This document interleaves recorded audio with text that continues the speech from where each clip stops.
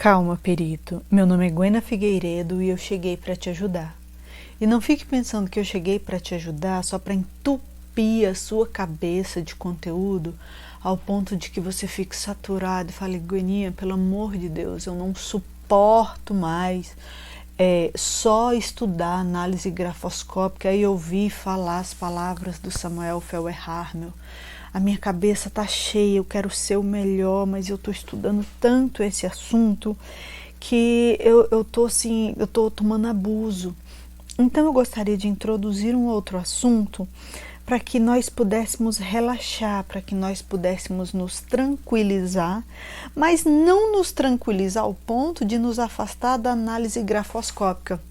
E aí você fala, pronto, como é que eu vou estudar outra coisa? Que livro eu vou ler que pode agregar, né, ao meu trabalho? Eu escolhi um livro e eu escolhi esse livro porque eu amo o assunto. É sobre microexpressões faciais. Você não vai poder de cara chegar lá e usar essas microexpressões faciais para poder agregar informações nos seus laudos.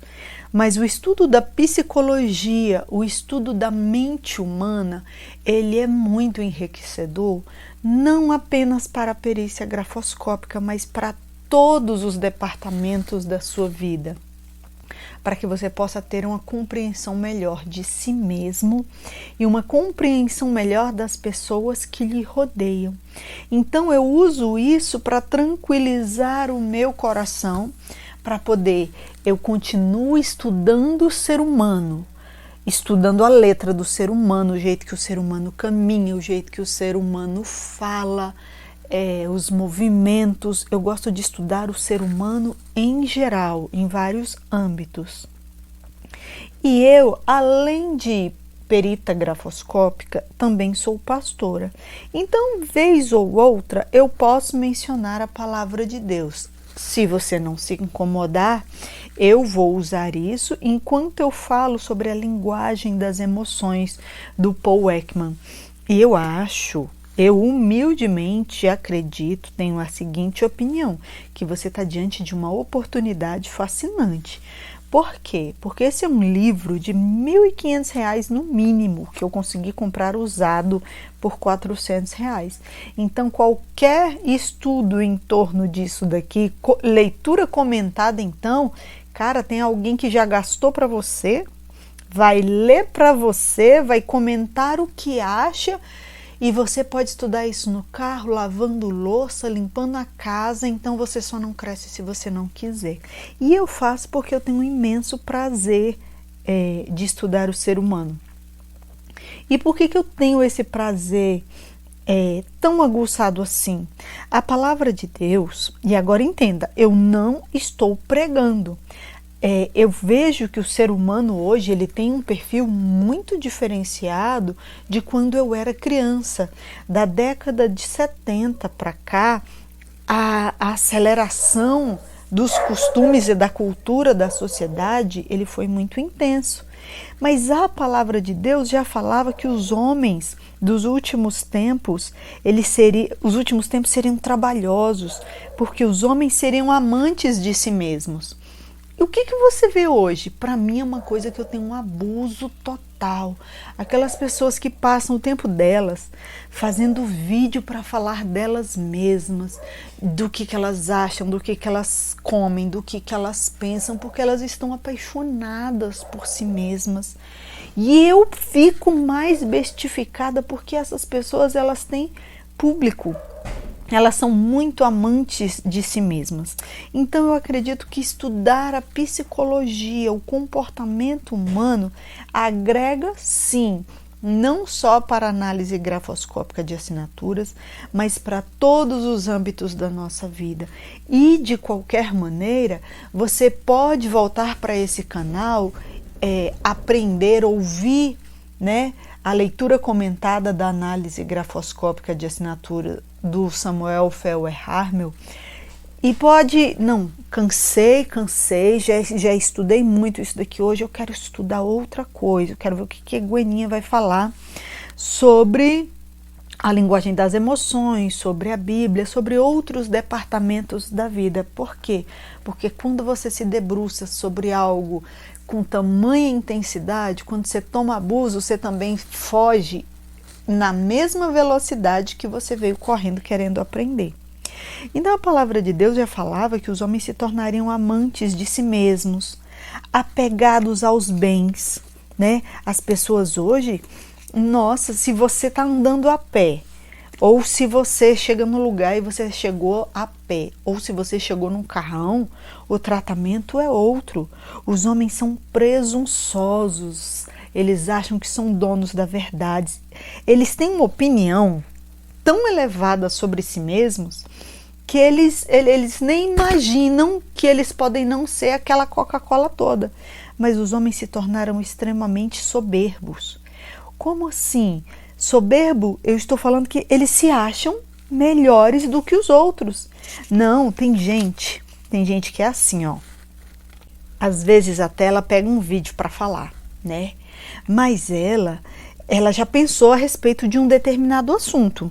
E ela já pensou tanto a respeito daquele determinado assunto que ela tá ali só para falar e ela se torna incapaz de ouvir e às vezes até ela se ofende em ouvir, porque é tipo assim, não, eu já pensei sobre o assunto e o fato de você pensar também sobre o mesmo assunto e possivelmente ter uma outra opinião pode causar até discórdia. Duas pessoas com opiniões diferentes se tornam incapazes de dialogar porque às vezes são duas pessoas presunçosas conversando. Eu já pensei sobre esse assunto e você não precisa pensar, não vai dar para a gente caminhar junto. Então, eu quero caminhar com pessoas pensantes. Eu não quero caminhar com pessoas que só escutam o que eu falo e dizem amém. Não. Por quê? Porque existe uma coisa chamada sofisma.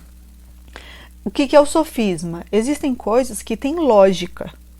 Mas não é porque uma coisa tem lógica que ela é verdadeira. Muitas coisas falsas podem ser apresentadas para você em formas de sofisma. Os homens se tornaram blasfemos, desobedientes aos pais. E é muito difícil hoje criar um filho, porque o ser humano mudou. Você precisa estudar a psicologia e a mudança cultural que houve, especialmente da década de 70 para cá. Você precisa conversar com os mais velhos para saber como era. Porque hoje, se você falar assim, não, eu presto atenção no desenho animado que meu filho assiste, meu filho é uma criança. Mas até num desenho animado, o mais inocente dos desenhos animados, o personagemzinho vai e fala lá, ah pai, para de me encher o saco, cala a boca. Isso é normal num desenho hoje. Na minha década, o pai só precisava olhar, ele não precisava abrir a boca. Então eu digo que da década de 70 para cá, foi a mudança mais grotesca que eu acho que culturalmente ocorreu. Então estudar a psicologia é algo prazeroso e vai ajudar você a esquecer um pouco a análise grafoscópica, porém não se afastar tanto dela. Você precisa ver que você vai se relacionar com seres humanos. E isso pode agregar, despertar você inclusive para outras áreas. Então, eu gosto de estudar assim. Eu pego um livro, rapaz, eu não pego um livro e começo a ler para você porque eu quero fazer vídeo, não. Eu tenho que olhar aquilo e eu tenho que acreditar naquela mensagem. Eu não vou ler para você uma coisa que simplesmente porque foi jogada no papel, mas tem livros aqui na minha prateleira, eu falei assim, não, nesse livro aqui eu não vou conseguir comentar, eu vou conseguir só ser uma máquina para ler. Mas eu realmente creio naquilo que eu estou falando para você, né? Porque os pais de hoje em dia, eles não são respeitados, eles se tornaram mais como patrocinadores. É aquela pessoa que paga aquilo que eu quero usufruir. E a palavra de Deus já vai falar que o homem, ele nos últimos tempos, ele ia se tornar sem afeto natural. Como assim sem afeto natural? Incapaz de ver o outro como seu semelhante. Então, quando eu não vejo o outro como meu semelhante, eu sou capaz de fazer contra as outras pessoas qualquer tipo de maldade. Eu não tenho misericórdia. E eu já vou lendo aqui para você, eu já estou aqui na minha frente com a linguagem das emoções, mas eu tô lendo, já estou olhando na minha estante Mentes Perigosas, que é sobre o psicopata. Pode haver psicopatas do seu lado. Por quê? Porque eu gosto de estudar o ser humano e a psicologia. Então eu creio que além da análise grafoscópica, a linguagem das emoções e Mentes Perigosas, eu vou me alternando para que nós possamos diluir o conhecimento que nós estamos adquirindo. Agora, se você também é crente, também se interessa pela palavra de Deus, fala assim: Guini, isso aí que você falou está onde? Está lá no livro de 2 Timóteo, capítulo 3, do verso 1 ao 5. Agora não é sobre Bíblia, tem um canal lá, Clube do Sonhador, onde eu vou falar sobre a palavra de Deus. Se é sobre a palavra de Deus, você vai para lá. E tem outra coisa, essa é maravilhosa. Além de esse livro se tornar para você algo que vai suavizar o seu conhecimento, eu quero que você entenda uma coisa. Lendo esse livro, futuramente você pode fazer uma prova, só que eu já te alerto, a prova é em inglês. E se você for aprovado nessa prova, você pode se tornar um perito facial. Além da análise grafoscópica de assinatura, ser perito grafoscópico, você pode se tornar um perito facial, porque você se torna conhecedor das microexpressões faciais e você vai ser chamado para analisar o comportamento de uma pessoa através das suas expressões faciais, além da escrita. Isso é extremamente enriquecedor para o seu currículo. E você não precisou gastar R$1 a não ser pagar a sua internet. E ainda que você não tenha pretensão de se tornar um perito facial, você vai ser capaz de analisar as pessoas ao seu redor, e isso não tem preço. Mas eu não estou aqui para falar para você que, além da perícia grafoscópica, a perícia facial vai tornar você, aquele currículo fandástico que você vai falar assim: nossa, quando o juiz pegar o meu currículo e ver que eu sou perita grafoscópica, que eu sou perita facial, nossa, eu vou ser chamada na hora, porque eu vou ser a melhor. Não, eu quero que você entenda uma coisa e eu vou já te dar a real. A formação em perícia facial, ela é banalizada no Brasil. Se eu, Gwena, quiser ter algum reconhecimento nesse nicho, eu preciso pensar numa graduação em psicologia. Hoje, eu gostaria de estudar tantas coisas que eu precisaria ter 300 anos. Mas se você já está pensando assim, já está cursando psicologia, ouvir esse conteúdo pode agregar muito para o seu currículo. Mas com o curso de psicologia ou não, a meta é me tornar uma perita facial.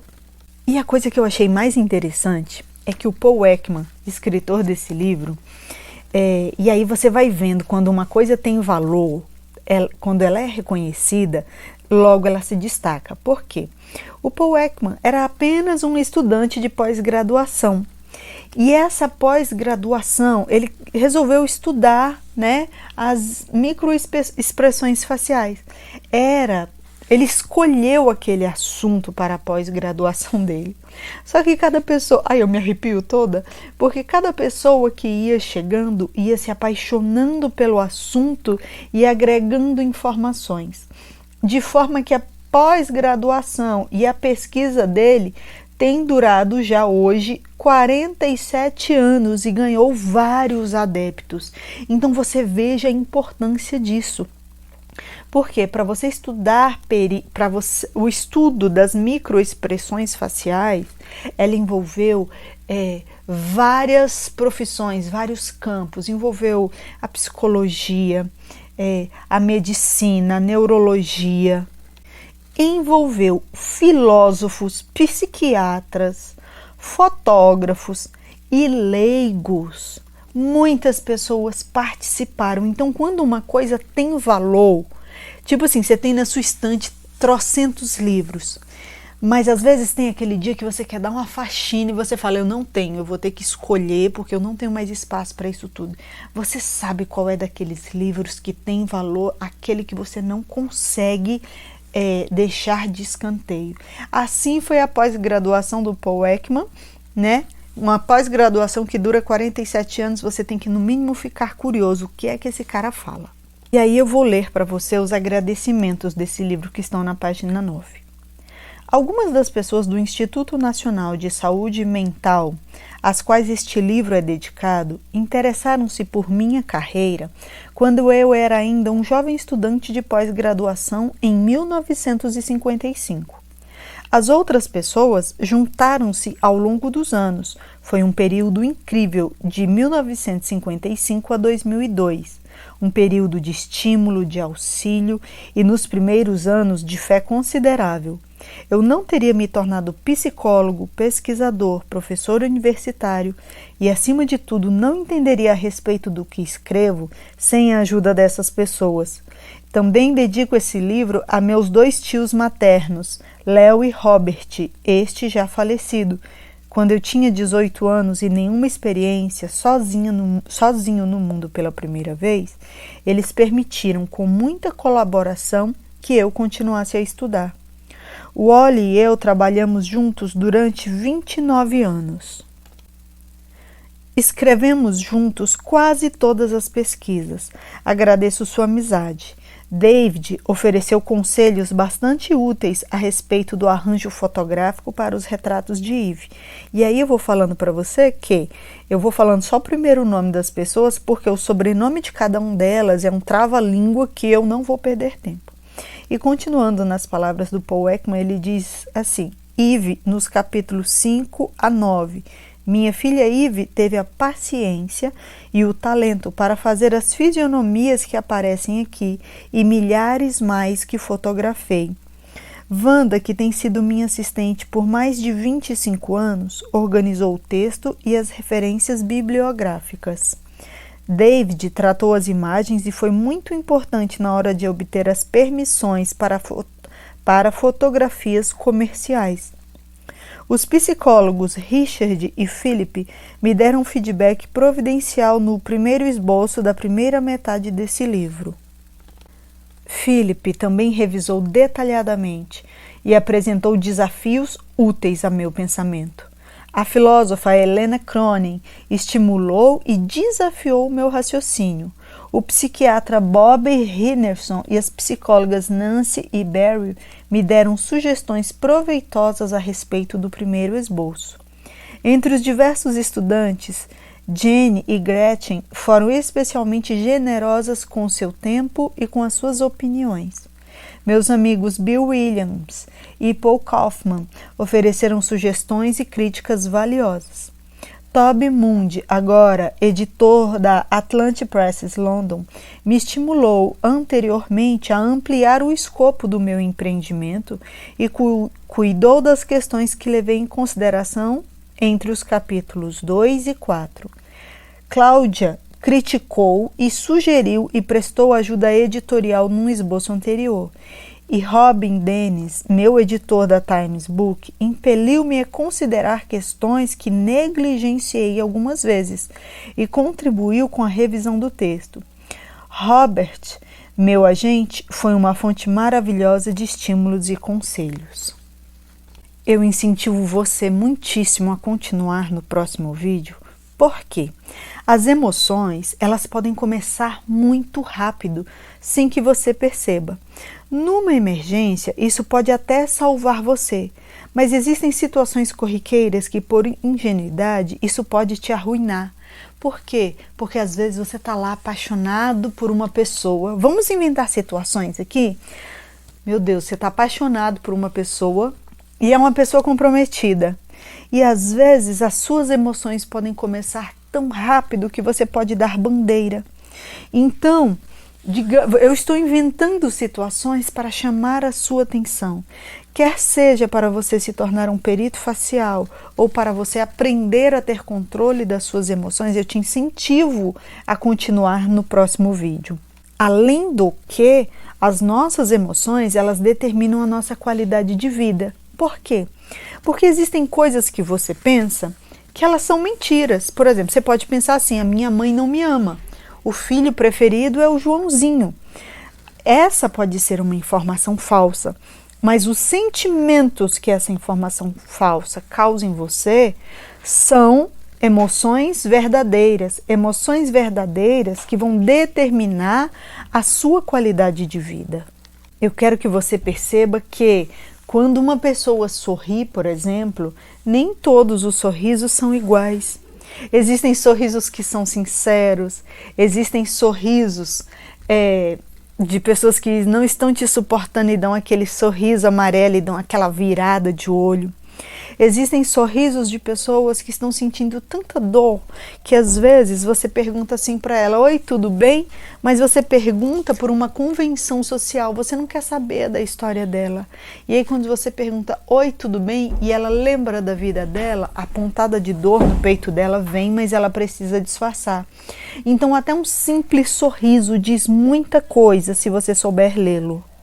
E antes que o próximo vídeo comece, que eu não pretendo fazer vídeos com mais de meia hora, eu quero que você pense em uma coisa. Eu já vou deixar esse dever de casa para o próximo vídeo. No seu caso, o que é que emociona você? O que é que deixa você tocado? O que é que consegue acessar o seu coração?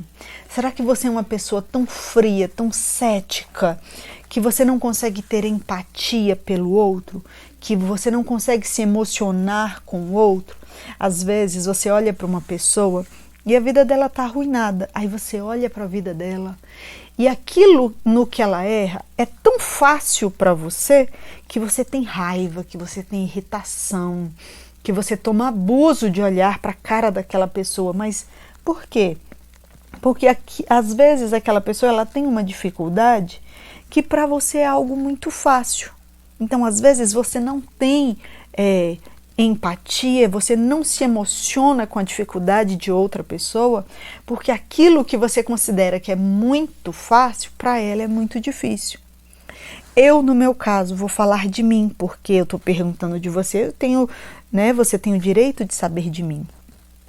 No meu caso, eu tenho uma extrema empatia que me impulsiona a me envolver demais na vida das pessoas que apresentam situações problemáticas. E eu me envolvo no sentido de tentar lhes ajudar, e é por isso que eu tenho um canal e sou pastora. Porque eu não consigo me envolver na vida das pessoas, escutar os problemas delas, vê-las sofrer e não dizer nada. Porque às vezes a pessoa ela é sua própria sabotadora. Por que eu não escolhi ser coach? Porque eu não confio em ninguém. Eu não confio no homem, eu não confio em mulher, eu não confio em psicólogo, eu não confio em psiquiatra, eu confio em Deus. E como eu confio em Deus e sei que Ele é real, que eu não sou filha do macaco, então eu me relaciono com o Senhor. E, inclusive, vou te contar uma coisa. Eu tenho experiências sobrenaturais que eu não vou contar aqui. Está lá no meu outro canal, né, Clube do Sonhador. E foi através dessas experiências sobrenaturais que eu percebi que Deus era uma pessoa verdadeira. Por quê? Porque eu tinha para mim que eu era louca. Eu era louca e aí o que eu comecei a fazer? Eu tinha um pote de remédio muito grande que eu tinha que tomar e eu fazia vômito só de ver aquele pote de remédio. Aí o que eu falei?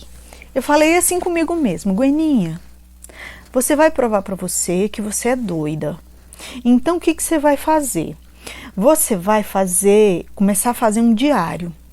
E cada vez que essas experiências, essas alucinações, essas vozes que você escuta, essas não sei o que, essas experiências sobrenaturais acontecem, você vai anotar, mas você vai anotar e você vai analisar friamente, para nós entendermos que você é doente e você precisa tomar aquele remédio.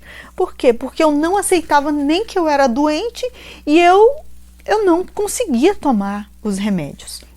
E um médico cubano, o doutor Alfonso Paz, acho que era esse o nome dele, pessoa muito gente boa, que falava que remédio era igual tempero, uma pitadita aqui, outra pitadita ali, até que vai ficar bom. E eu fui sendo a panela dele que ele foi temperando, até que eu não suportava, eu tinha aversão aos remédios. Então, eu comecei a notar essas experiências que eu tinha até que eu fui tendo experiências sobrenaturais tão arrepiantes que eu fui vendo que o mundo sobrenatural era algo real que eu involuntariamente estava acessando. Mas aí o que acontece? Esse assunto lá para o outro canal. Para mim, isso é manga chupada, assunto resolvido. Só que quando eu vejo uma pessoa, né, que era como eu, uma suicida em potencial, depressiva, cheia de problemas psiquiátricos. Quando eu olho uma pessoa sofrendo, eu não consigo simplesmente virar as costas. Então eu tenho uma empatia. Eu olho para ela e eu me vejo nelas. Só que hoje, como que eu me relaciono com elas? Eu me relaciono com elas interpretando sonho de acordo com a palavra de Deus. Nada de Freud na minha vida. Porque, como eu te falei, eu não confio em ninguém, eu confio em Deus. E o papel aceita tudo. E as pessoas, elas pensam assim, se Freud já estudou o assunto, eu vou continuar a partir de Freud. Eu falei assim, e quem me diz que Freud estava certo? Eu não confio nele. As coisas de Freud não me ajudaram. Quem me ajudou foi o Deus que falava comigo, aquele ser espiritual, e a minha vida vem sendo transformada nos últimos 10 anos. Então, se a minha vida tem sido transformada para melhor, por esse ser que exige de mim santidade, eu falo assim, esse ser é Deus. E aí eu continuei a partir dele, a partir das minhas próprias experiências. Freud não teve chance nem de beirar na minha vida. Então, os meus relacionamentos são via de regra no sentido de pastorear, no sentido de mostrar para as pessoas a saída que eu mesma encontrei. Além disso, o que eu consigo, além de pastorear, é ser pastoreada por pessoas que eu confio. Pessoas que eu sei que têm experiências com Deus, que não vão chegar para mim e falar assim, Gweninha, eu tenho uma péssima notícia para dizer, você é doida. Às vezes pode até chegar alguém, né, e dizer assim, Gwena, você é louca, isso que você está falando não existe. Mas isso não me abala mais, isso não me afeta, isso, eu falo, dou só um joinha assim, beleza, vai com Deus.